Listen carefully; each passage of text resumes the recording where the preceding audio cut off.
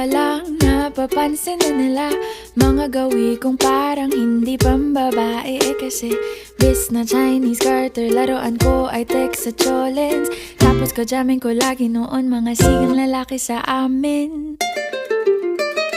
Nung ako'y mag-high school ay napabarkada sa mga bay.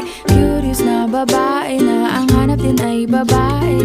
Sa halip na makeup kit, bit-bit ko ay gitara. Tapos pormahan ko lagi ay long sleeves na t-shirt at faded na lonta.